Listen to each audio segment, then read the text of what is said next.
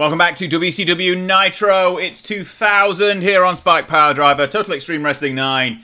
And we have just come off the back of Slamboree. My name is Anders, and welcome to the channel. If you're new here, make sure you are liking and subscribing the video. If you're old here, make sure you are also liking and subscribing to the channel.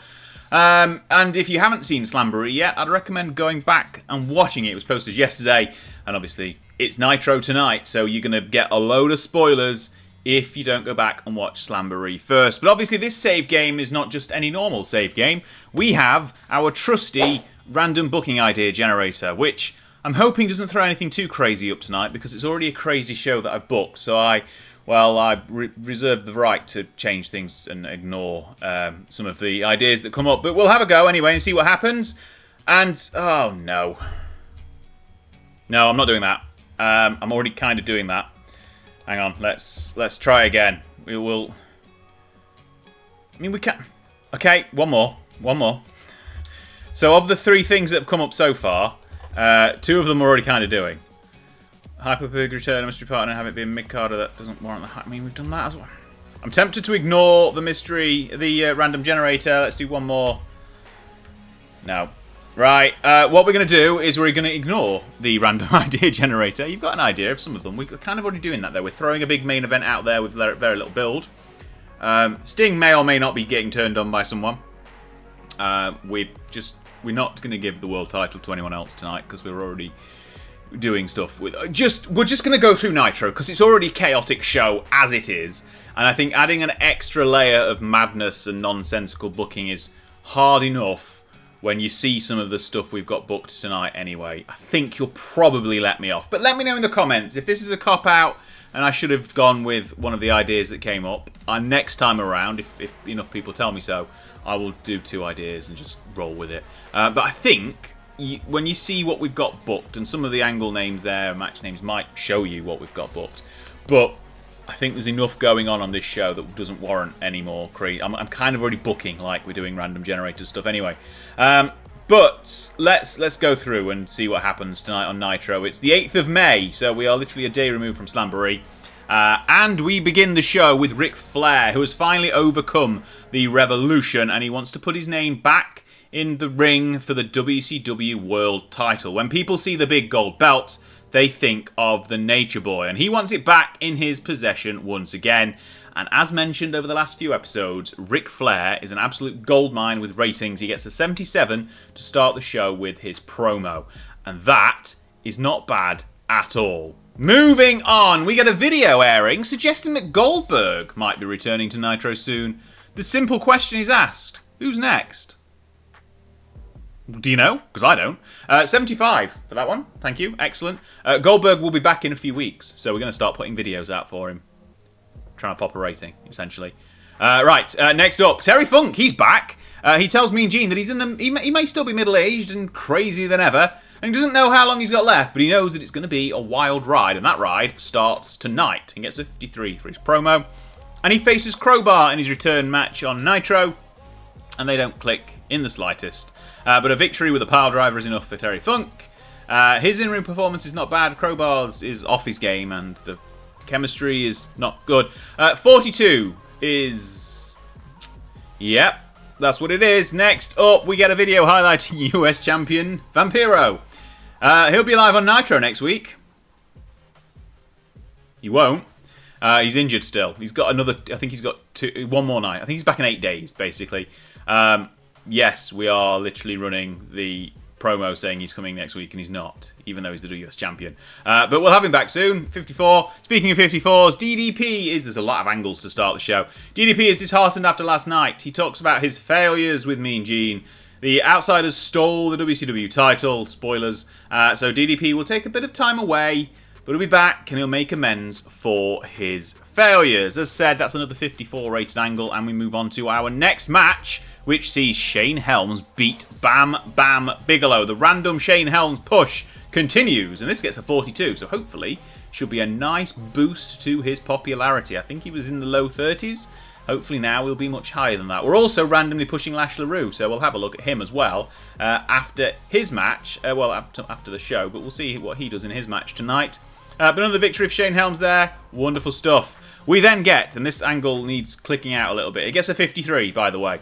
So, if we click it here, right, Kevin Nash enters the ring and introduces the new WCW champion, Scott Hall. He talks about how great Scott is and how, with Big Sexy's help, he finally won the big one last night. Hall revels in the crowd reaction, even though he is the bad guy, but the new champion and his big buddy get interrupted by the arrival of the former champ. Sting isn't impressed that Hall took the low road, but he isn't surprised. The outsiders have always taken and will always take any shortcut that they can, and he shouldn't have expected anything different. Sting wants his title back and will take on both Hall and Nash if he has to, so there are no surprises. Ric Flair then interrupts, as you probably would have expected from his earlier promo. He tells his old rival Sting that the Nature Boy has his back. He knows exactly how to deal with the outsiders. They've got the numbers advantage. You need to even things up. How about the dream team of Sting and Ric Flair take on Hall and Nash tonight? And that gets a 53. The ratings for all the different parts are all over the place. Hall and Nash got a 51. Sting got a 47. Flair got a 70. So there we go. Moving on. Eric Bischoff then confirms, makes it official, that it will be outsiders against Sting and Flair in tonight's main event. 33, not too bad, apart from the rating. Lash LaRue then beats Rick Steiner. That also gets a 33. And Whiplash 2000 gets the job done. Neither man putting a particularly good performance in the ring, and the crowd are simmering down. So, let's bring them back. Not like this. Shane Douglas and the rest of the Revolution are with Mean Gene. The franchise admits that they've had a rocky road in recent weeks, but all isn't wrong in the group. They've got their titles back, and there's a clear route to the top to add even more gold. Mean Gene won't believe what they've got in store tonight. You might do. You might not. Let's see. 38. Okay. Right. Okay, the 33s continue. Kidman, Saturn, Malenko, they beat some jobbers in Chris Sabin, AJ Styles, and James Storm, who are apparently called Future Vision. There we go. Got some youngsters on the card. The Revolution make light work of them.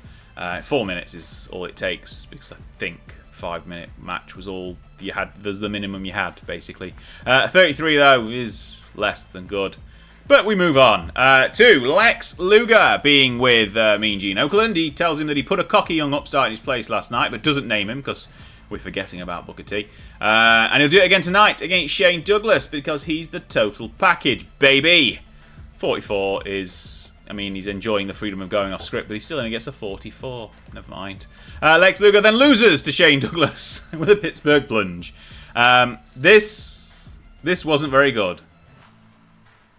I've got no explanation for why it wasn't so good. The wrestling got a 51. The crowd got a 64. But the segment got a 35. And I need to find out why. Seriously, what is that all about? That is negative impact of the road agent notes being used. Why? I mean, we had to keep Lex Luger strong. And that's absolutely tanked the rating, apparently. Wonderful. I mean, next, oh god, we really aren't having a good run of these angles. Alex Wright sat in his locker room on his own. He's holding his old El Alemania mask in his hand and has a tear rolling down his cheek. The former Cruiserweight champion is sad but not beaten as he vows to make a comeback and show why he is Das Wunderkind. He gets a 30. No one cares. Sid Vicious, he's pissed off about missing Slamboree and tells Mean Gene that he's going to go to the ring and powerbomb some fools because he is the master and ruler of the world, and gets a 40 in the crowd.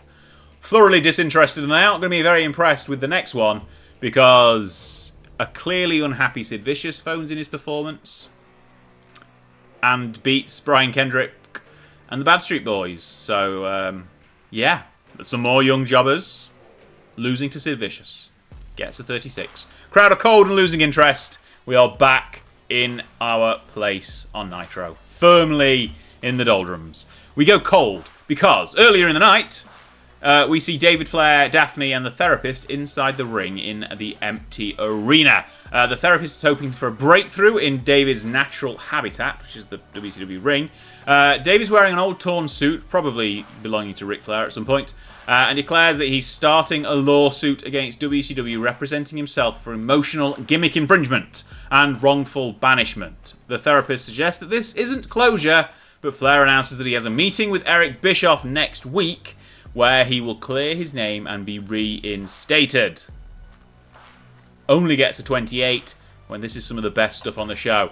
Sting then attempts to bring things back as he reiterates to Mean Gene that he'd rather face both Hall and Nash up front than worry about underhand tactics and interference. He's happy that Ric Flair's here tonight to even up the sides, but after they win, he wants another WCW title shot. Gets a 47, the crowd are all heading home, which is a shame because we've got a cracking end of the night. Oh, even though the creative finish was a failure.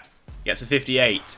Sting and Ric Flair beat the Outsiders after Kevin Nash turns on Scott Hall.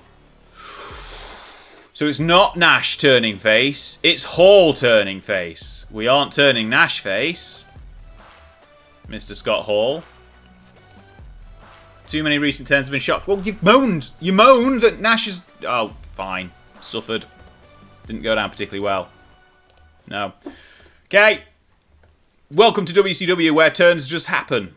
Next up, after the match, even more crazy crap happens. Kevin Nash keeps putting the boots into his former best friend, throwing him to the outside, and the beatdown continues until Nash plants him through the announce table with a jackknife powerbomb. Meanwhile, in the ring, it's not done yet.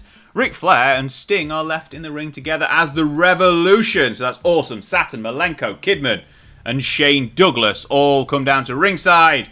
The 5 men jump onto the apron and surround Flair and Sting in the ring.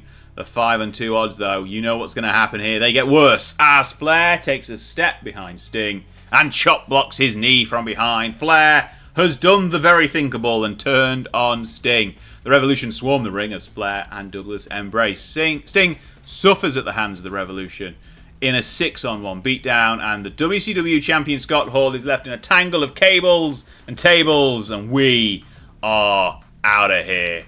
52. But Ric Flair turning heel. Complete success. Look at that. Wow. Wonderful. This segment went on too long, apparently, for the audience. But never mind. I mean, the show went on too long as well. We're not going to get a good rating, are we, for that one? A 60. That's not too bad. It's not great, though. I mean, it's better on paper than it shows in the results and the ratings. So, to recap, Nash has turned on Hall and turned Hall face. Flair has turned on Sting and turned Flair heel. Nash is still hinting at a face turn. Oh, we probably ought to stop that by now because it's probably doing a lot more damage than it should. But we've flipped things. Let me know in the comments whether you saw this coming or not. Because I'll be honest, until I booked this show, I didn't. I got the idea of maybe turning Flair heel, but to join the Revolution, who he's just spent the last month and a half feuding with, is very WCW. I hope you enjoyed it. Right, we made a bit of money. Yeah, wonderful. Popularity recap, down. Down in the US. Up elsewhere, but down in the US. Right.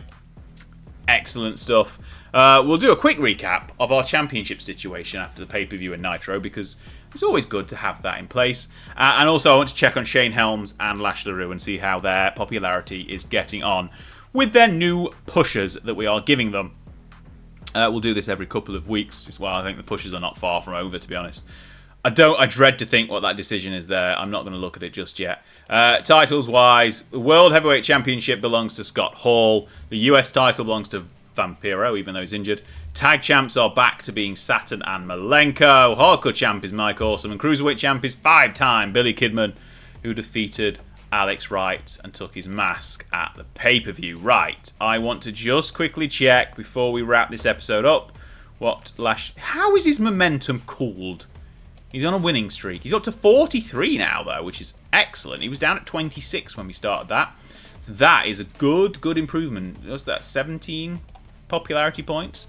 Wonderful stuff. What about Shane Helms? He's up to 39, and he was also down at 25, I think, when we started. So, yep, he's up nearly 14 points. Not too bad. I was expecting a little bit better after beating Bam Bam Bigelow, but there we go.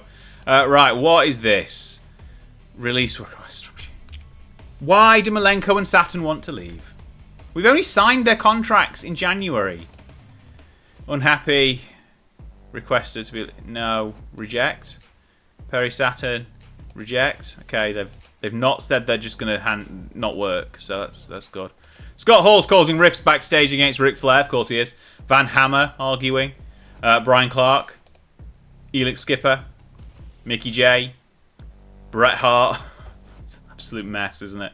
Absolute mess backstage. Where's Malenko gone? He's very angry. Very angry. I mean, he's just literally... You're getting pushed constantly. Annoyed at not being released. I didn't fire Benoit. Benoit wanted to quit. At least he's not walked out. Right, that's Nitro. It's not turning around at all. We've got Nitro again next week, and I think we're going to be in Germany, because then we've got Millennium Final. We've not advertised it in the slightest, but then we've got Millennium Final in 9 days as well, so we'd best go to Germany for that.